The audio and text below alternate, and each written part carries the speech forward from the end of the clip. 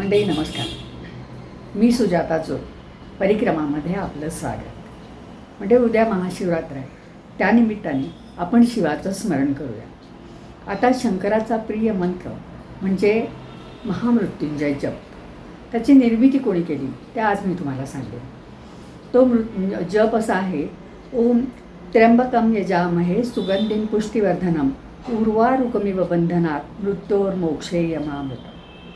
तर असा जो मंत्र आहे, त्या मंत्रामुळे माणसाला दीर्घायुष्य आणि आरोग्य प्राप्त होतं असं सांगितलं जातं, अशी मान्यता आहे.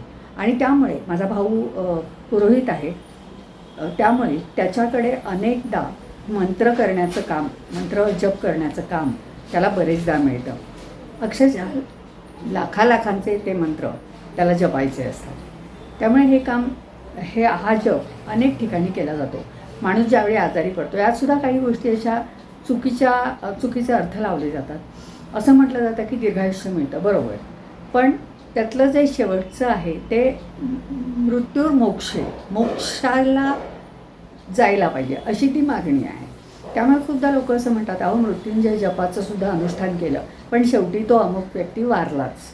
तर तसं नसतं ते. त्याला गती मिळणं हा पण त्यातला एक भाग आहे.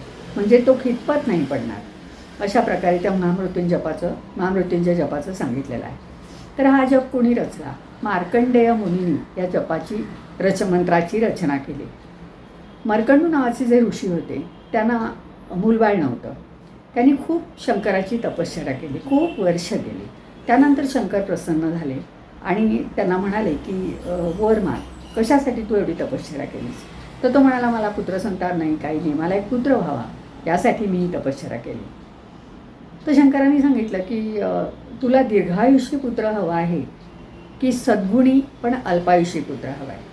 क्षणभर विचार केला त्यांनी. मार्कंडू ऋषींनी क्षणभर विचार केला आणि म्हणाले की मला अल्पायुषी चालेल पण सद्गुणी पुत्र हवा.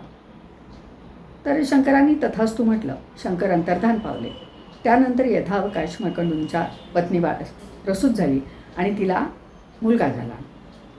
तो मुलगा मार्कंडूचा मुलगा म्हणून मार्कंडेय, त्याचं नाव मार्कंडेय असं ठेवलं गेलं.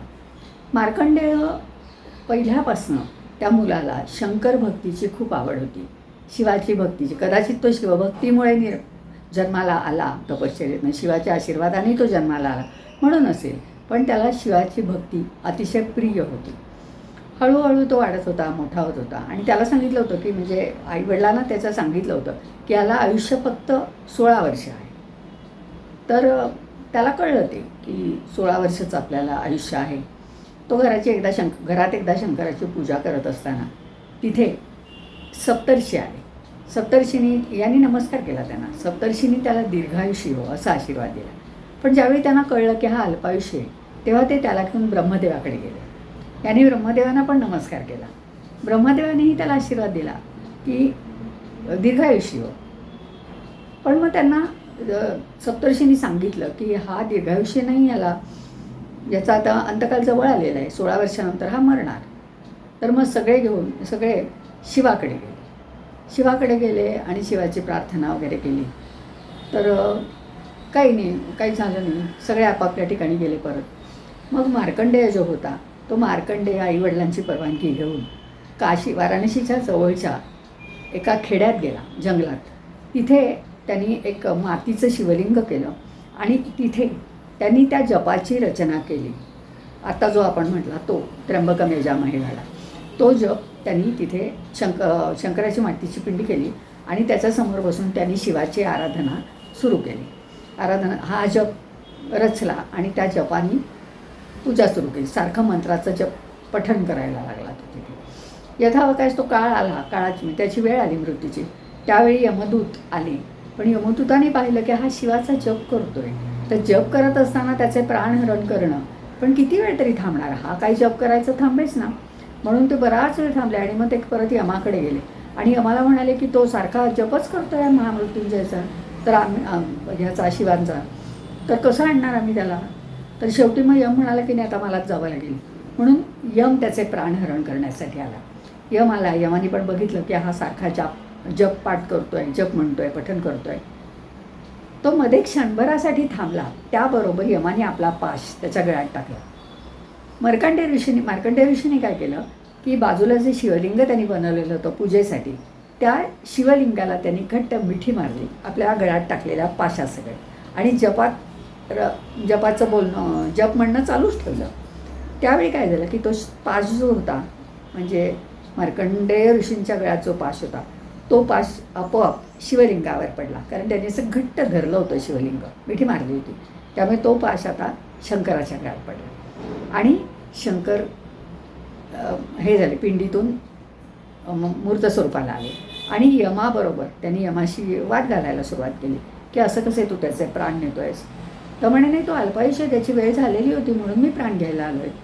आणि ज्यावेळी तो मंत्र जप करायचा थांबला होता तेव्हाच मी ते टाकला पाश. तर ते म्हणाले की नाही, त्याला ब्रह्मदेवाने किंवा विधात्यांनी निर्माण केलेलं नाही आहे. या मुलाचा जन्म फक्त माझ्या आशीर्वादाने, माझ्या कृपेने झालेला आहे. त्यामुळे त्याचे प्राण हरण करण्याचं अधिकार फक्त मलाच आहे. त्यामुळे मी सांगेन तेव्हाच तो मृत होऊ शकतो. त्यामुळे तुम्ही ते काही त्याचे प्राण नेऊ शकत नाही. अशा प्रकारे त्याचा मृत्यूयोग साक्षात शिवशंकरांनी समोर येऊन त्याचा मृत्यूयोग टाळला आणि मार्कंडेय ऋषी पुढे अनेक वर्ष जगले आणि खूप मोठे ऋषी झाले. ते मार्कंडेय पुराणसुद्धा आहे त्यांचं. तर अशाच प्रकारची पण थोडीशी एक वेगळी गोष्टसुद्धा आहे.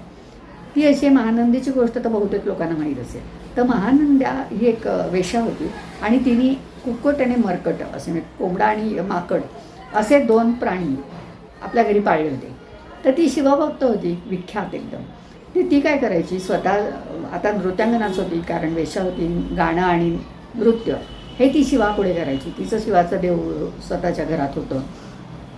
त्यावेळी ती काय करायची, भस्म चर्चायची स्वतःला, त्याचबरोबर त्या कोंबडा आणि माकड यांना पण ती ते घालायची, भस्म लावायची, त्यांच्या गळ्यात रुद्राक्ष बांधायची.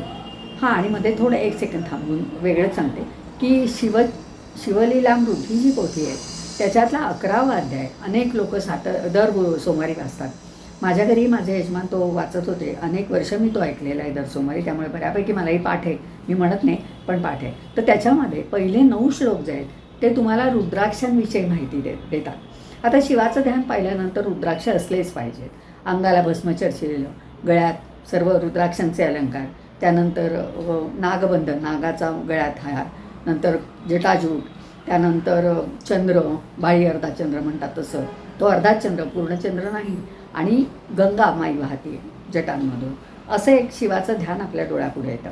हां, तर ते कुक्कुट आणि मरकट जे होते त्यांच्या गळ्यात ती बांधायची रुद्राक्ष आणि त्यांना नाचू शिकविले. कौतुक आहे, त्यांना कौतुकाने नाचायला शिकवलं. आणि शंकराची भक्ती पाहून पाहून तिची परीक्षा घेण्यासाठी शंकरांनी सौदागराचा रूप घेतलं आणि ते तिथे आले. त्यांनी तिची परीक्षा घेण्यासाठी जे काही होतं शिवलिंग दिलं तिच्या ताब्यात वगैरे, आणि मग अग्नी लागला त्या रंगशाळेला तिच्या. तर त्यावेळी तिने काय केलं, तिने पटकन ते कुक्कुट मरकट जे बांधलेले होते, मी महानंदीची गोष्ट नाही सांगत आहे, त्या कुक्कुट मरकटांपर्यंतच आपण आलो आहोत, त्यांना तिने सोडून दिलं. ते दोघेही जंगलात पळून गेले आणि त्यांनी पुन्हा जन्म घेतला तो काश्मीर देशामधल्या राजाच्या पदरी आणि एक प्रधानाच्या पदरी.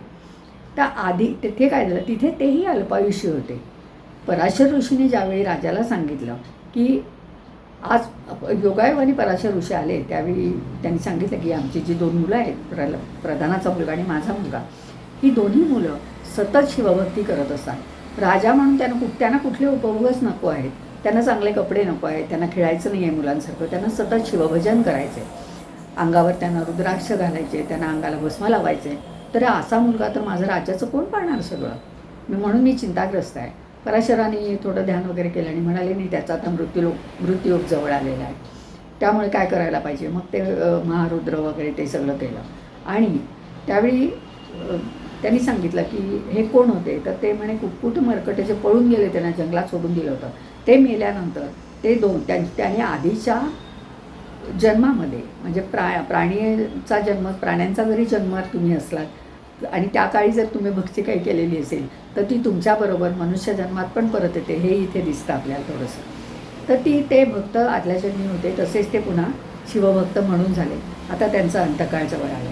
मग पराशरांना सांगून मग तिथे महामृत्युंजय जप, यज्ञ, रुद्र याग वगैरे ते सगळं केलं आणि त्यानंतर यमाला त्या दोन्ही मुलांचे प्राण परत करावे लागले.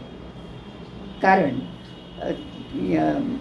त्यांनी एकतर महामृत्यूंचे जप केला आणि पूर्ण रुद्राचं अनुष्ठान केलं.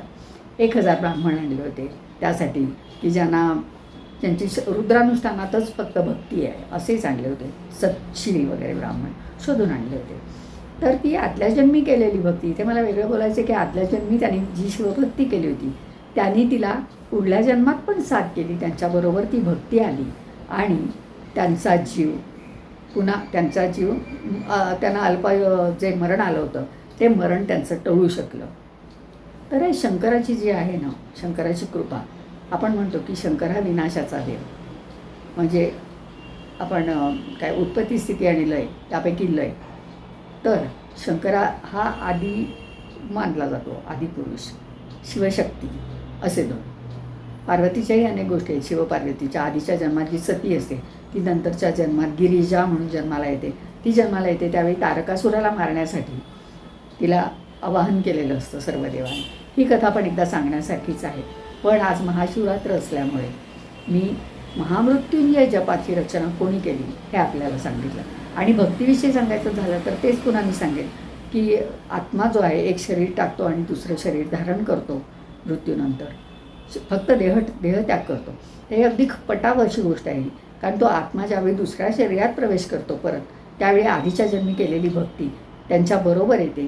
अशा या शिवलीलामृतामधल्या अनेक कथा आपल्याला बघायला मिळतात. ही कथा आज मी उदाहरण म्हणून सांगितली. महानंदेची कथा पूर्णपणे खरी वेगळी आणि चांगली आहे, पण ती आज काही मी घेतली नाही याच्यामध्ये, ती नंतर मी कधीतरी सांगेन. आज महाशिवरात्रीच्या निमित्तानं बऱ्याच कथा सांगण्यासारख्या आहेत खरं तर, पण महामृत्युंजय जप हा मंत्र मला खूप महत्त्वाचा वाटला. कारण तो अत्यंत अर्थपूर्ण असा मंत्र आहे आणि जो तुम्हाला आरोग्यसुद्धा देतो. मृत्यू दीर्घायुष्य तर देतो, पण आत्ताच्या काळात आपण काय म्हणू, आधी आरोग्य.